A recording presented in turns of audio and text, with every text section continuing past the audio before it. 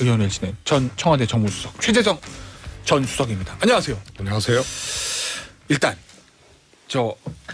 예전에 동료 의원이셨던 이원욱 의원 일부에서 저 인터뷰 말미에 제가 이제 제3지대 청취자 질문이 들어와서 금태섭 전 의원이 신당 만들면 가실 거예요? 그랬더니 이원욱 의원 대답은 안 가는데요. 제가 민주당 언제 들어와서 얼마나 오래 했었는데 왜 제가 민주당의 주인입니다. 그래서 제가 또 물었습니다. 다른 민주당 의원분들 중에는 갈 의원들이 있을까요? 제가 알기는 없는데요. 제3지대 신당 실패할 겁니다. 이러고 이제 마지막 인터뷰 말미에 그 얘기 있었는데 최재성 전 수석은 어떻게 보세요? 이 금태섭 전 의원이 깃발을 든 제3지대. 뭐 본인 인터뷰는 수도권에서 30석 정도 돌풍 이렇게 얘기를 하던데 추석 전에는 깃발을 들어야 된다. 그래야지 내년에 총선 준비하죠. 이런 얘기거든요. 전혀 불가능한 얘기를 하고 있는 거죠. 전혀 불가능한 얘기. 수도권 30석? 첫 번째로 예. 총선에서 30석을 제3당을 만들어서 할 정도면 대권 주자가 있어야 돼요. 예를 들면 안철수 의원이나 예전에 김종필 전 총리. 근데 김종필 전 총리 같은 경우에는 이제 지역 기반이 충청 지역을 충청이라는 지역 기반이 아주 확실했던 거고요. 그다음에 안철수 대표도 실패했잖아요. 총선은 성공했잖아요. 그 총선은. 아니 탈당해서 박지원, 김한길 연합해서 나가서 그때 일시적인 이제 호남이 민주당의 회초리를 들었을 때 그 틈새에서 한 거거든요.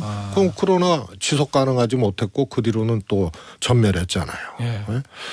그다음에 안철수 대표가 혼자만의 힘으로 선거에 도전했던 게 이 2014년 지방선거 전에, 그러니까 민주당 김한길 대표 체제하고 합당하기 전에 새정치민주연합 하기 전에 그때 창당 직전까지 갔다가 이거 후보 내고 지방선거 치르는 게 이게 장난이 아니거든요. 그래갖고 그냥 막다른 골목에 몰린 거거든요. 그때 형국이. 그걸 김한길 당시 민주당 대표가 막다른 골목에 안철수 대표를 그냥 업고 들어왔다고 저는 그렇게 표현을 했어요. 그래서 창당하고 지방선거도 상당히 대중적인 지지도도 있었던 안철수 대표도 흉내도 못 내고 결국은 철회하고 민주당하고 합당했던 거거든요. 그러면은 금태섭 전 의원이 뭐 이야기로는 또 주장으로는 또 상상으로는 그렇게 할 수 있겠으나 이런 이제 대선 지도자급도 실패했던 이런 것을 어떻게 무엇으로 하겠다는 것인지가 불분명하고요. 또 정당에 몸담았었잖아요. 국회의원도 했었고 민주당에서. 그래서 양당 체제에서 제3당이 도약할 수 있는 그런 것을 제도적으로 만들어주는 그런 이제 능력이나 지도력을 발휘하지 못하고 기존 양당 체제에서 어떻게 보면 실패했던 정치인이 제3지대를 한다. 이런 것이 얼마만큼 현실화될 수 있는가. 이것은 저는 불가능에 가깝다고 봅니다. 이런 건 어때요? 지금 유권자들을 지금 아직 표심 분석하기는 이를 수도 있는데 보면은 양당 다 문제들이 있잖아요. 일단 여당인 국민의힘 같은 경우에는 김기현 대표 체제가 출범했는데 컨벤션 효과를 누리지는 못하는 것 같고 다음 총선은 결국 대통령 얼굴로 치를 수밖에 없을 건데 대통령 지지율은 낮은 상태고 반면에 민주당 상황이 좋으냐.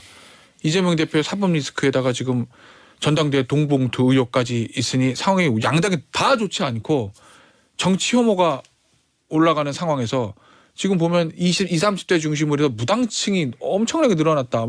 일부 언론조사 보니까 한 20대, 30대 50%는 무당층이다. 이런 보도를 얼핏 본 것 같은데 그 틈새를 파고들면 새로운 세력들이 좀 수도권 중심으로 젊은 중심으로 기반을 다질 수 있는 그런 가능성은 또 전혀 없는 거예요? 아니, 대안 세력으로서 고개를 끄덕일 만한 근거가 있지 않으면은 기존 양당의 그런 이 실망한 그런 국민들이 있다고 해서 그것을 자기 것으로 제3지대의 신당 것으로 갖고 오려면 여러 가지 요건들이 있어야 되는데 그것이 불비하다는 얘기죠.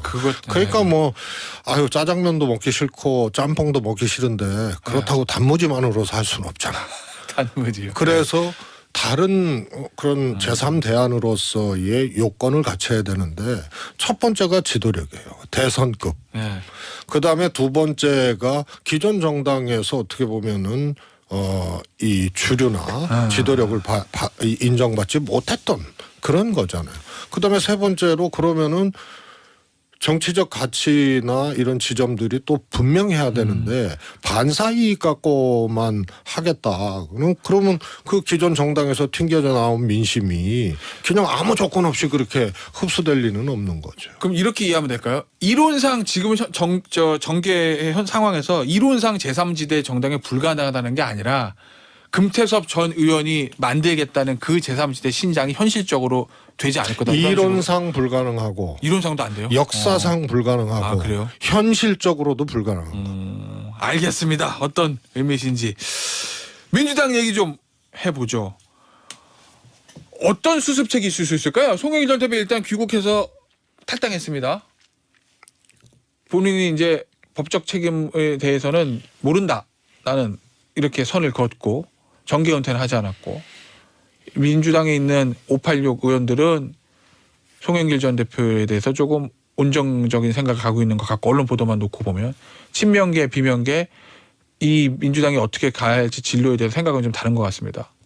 최정성 전 수석 보기에는 민주당이 앞으로 어떻게 해야 여기서 벗어날 수 있다고 보세요? 우선은 이 사안의 본질이라 그럴까요? 이 우선은 뭐 어떻게 대처할 것인가 이전에 요게 이제 어떻게 흘러갈 것인가. 앞으로 그거부터 짚어보죠. 첫 번째로 검찰이 제가 보기에는 시간표를 조정하고 있어요. 시간표 조정이요? 네.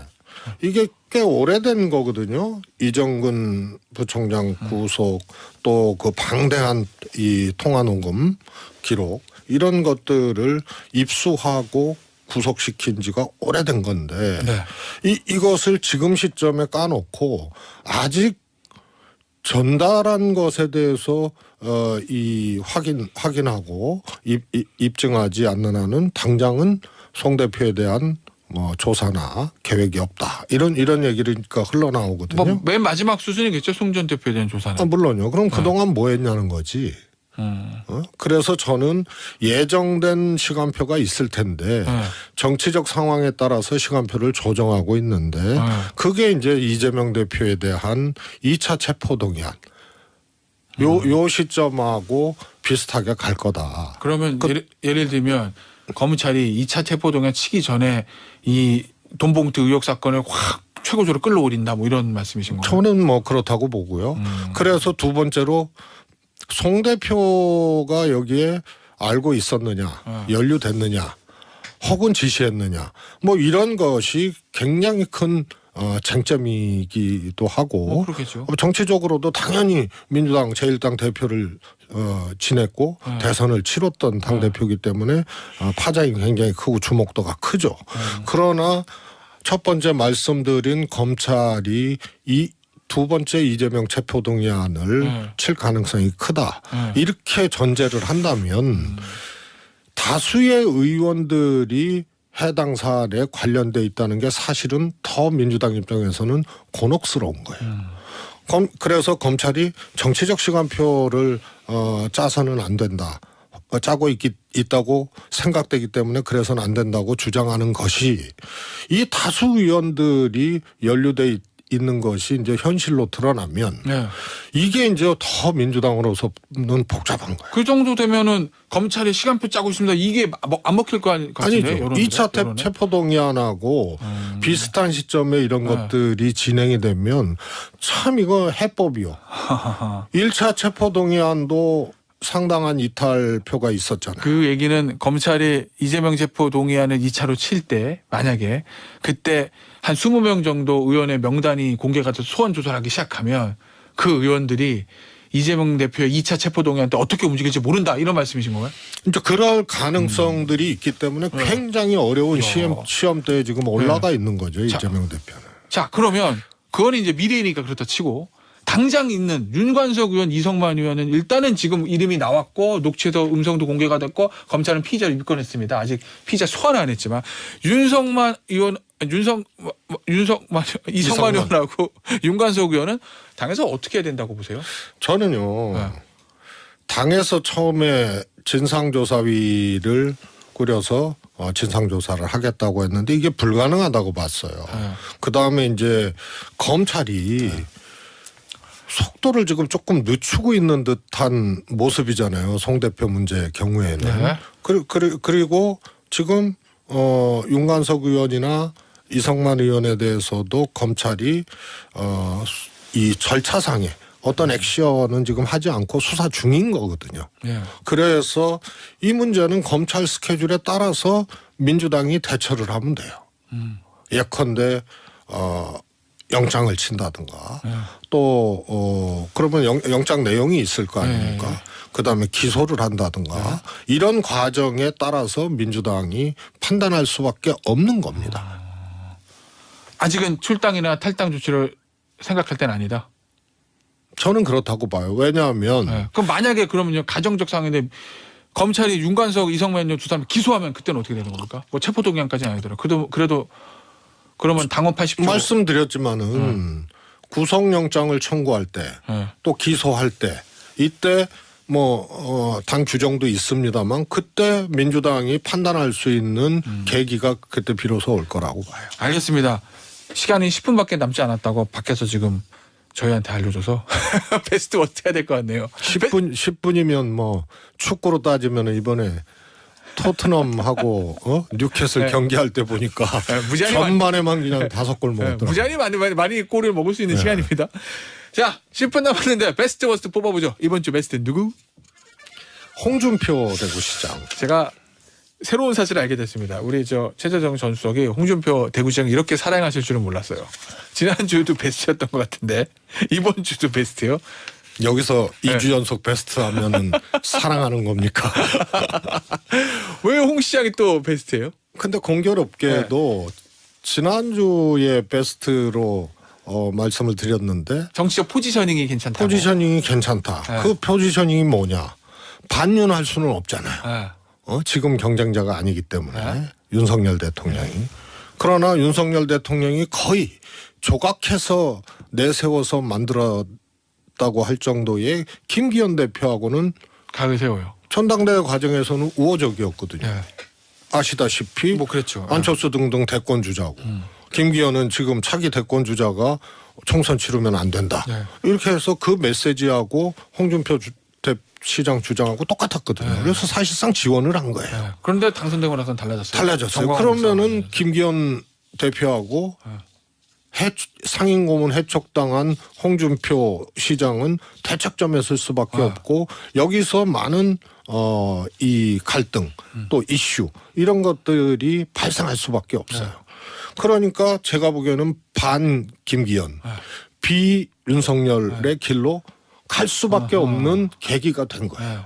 홍준표 시장으로서는 나쁘지 않죠. 그리고 지난주에 그런 것 때문에 정치적으로는 좋은 포지셔닝이 의도했든 안 했든 됐다 했는데 이번 주에 또 나오잖아요. 뭐요?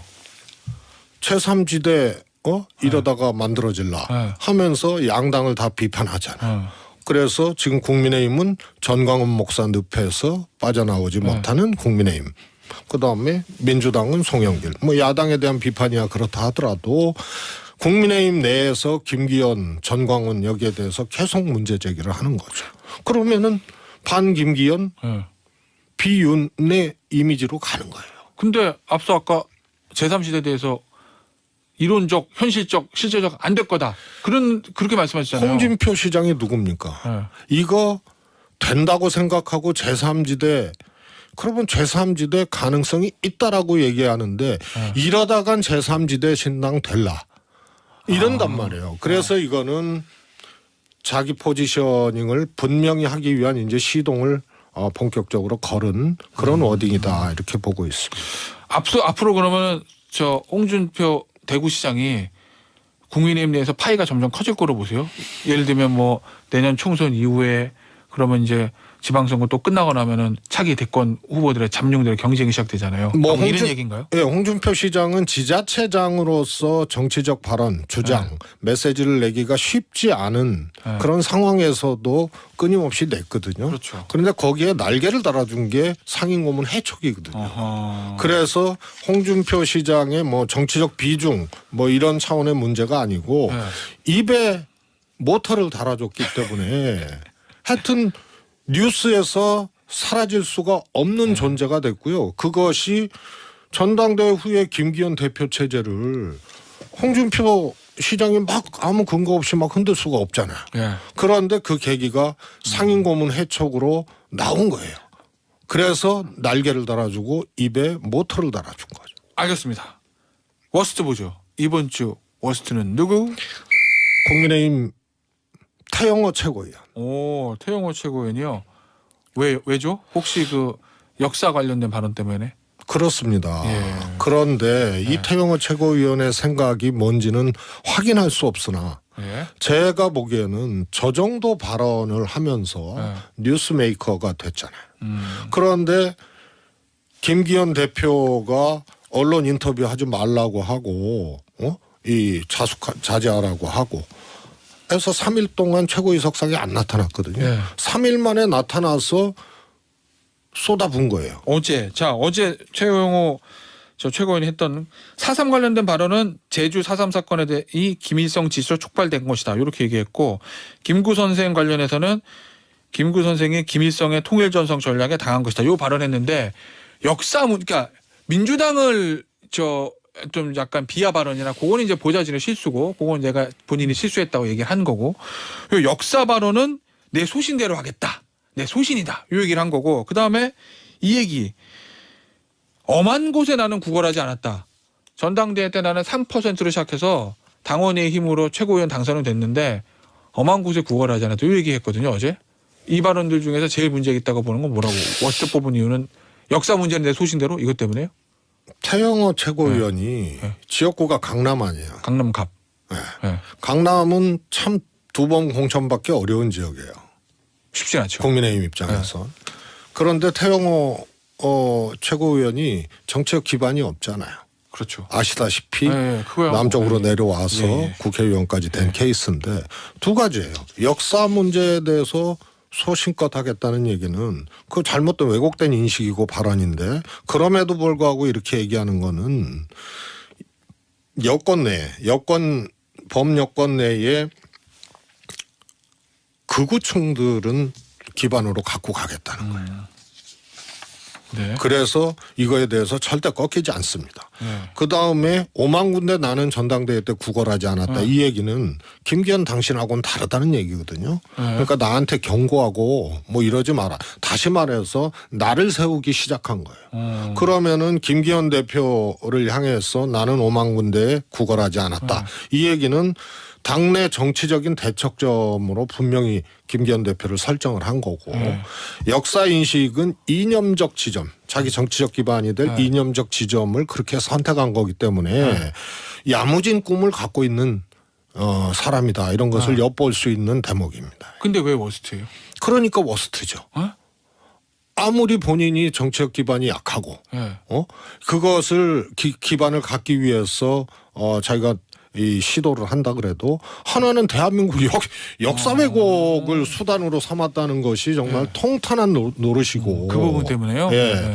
그리고 김기현 대표 문제야 뭐 당내 문제지만 이 두 가지가 공교롭게 같은 주장 같은 발언에 섞여 있기 때문에 이것은 썩 좋은 정치는 아니다. 이런 의미에서 워스트로 선정했습니다. 그 태영호 최고위원이 다음 총선 때 강남갑에서 또 공천받기는 쉬울 거다라고 보세요? 아니 그래서 자기 정치적 존재감들 이것을 키우는 건데 단순히 주의주장 뉴스메이킹으로 키우는 것이 아니고 이념적 기반, 정치 이념적 기반, 그다음에 정치적인 존재감을 키우는 상대로서의 이 김 대표에 대한 설정 이런 것을 통해서 정치적으로 이제 살겠죠. 근데 그거보다 국회의원보다 조금 더 큰 꿈을 꾸고 있을 수도 있다.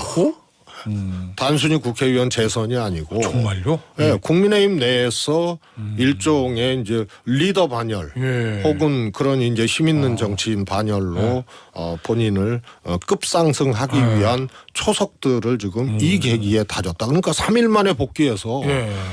김재원만 해도 끽소리 못 하고 있잖아요. 3일 만에 복귀해서 두 방을 동시에 날린 거죠. 알겠습니다. 자, 1분 30초 남았는데 마지막 질문입니다. 윤석열 대통령 어제 워싱턴 포스트와의 인터뷰 공개된 거 100년 전의 일로 일본이 무릎 꿇고 사과하는 것은 온당치 않다. 뭐 이런 취지의 발언. 일부 여야 의원 인터뷰에서 이 부분에 대한 찬성 반대 얘기는 다 들었으니까 우리 수석께는 그거 여쭐게요. 어쨌든 지금 논란이 되고 있는 발언들이 나오는 거잖아요. 자꾸 이런 문제가 일종의 설화라고 그럴까요? 이게 자꾸 생기는 이유는 그 원인은 어디 있다고 보세요? 질문으로 60초 까먹었어요. 그런데 네. 뭐 대통령이 무릎 꿇었기 때문에 분노한 거지 일본에 우리가 무릎 꿇으라고 그런 적 없잖아요. 네? 사과할 거 사과하고 이렇게 하라 그런 거지. 그래서 대통령이 무릎 꿇은 것 같고 분노하고 이럴 수 있냐 한 거지. 그래서 완전히 잘못 짚은 거고요. 더 큰 우려는 보통 이런 인터뷰를 할 때는 정정이 외신들은 거의 불가능하잖아요. 외국 매체들은. 그러면은 외교 안보 라인 플러스 정무 라인에서 사전 점검을 다 하는데 다른 참모들은 전혀 참견하지 못하고 저는 김태효 차장 정도하고 대통령 정도가 얼개를 잡고 인터뷰 대비를 한다고 봐요. 이 문제에 대해서. 그러니까 대통령의 생각하고 김태효 꿀잠 자세요. 스페인 소설 돈키호테의 작가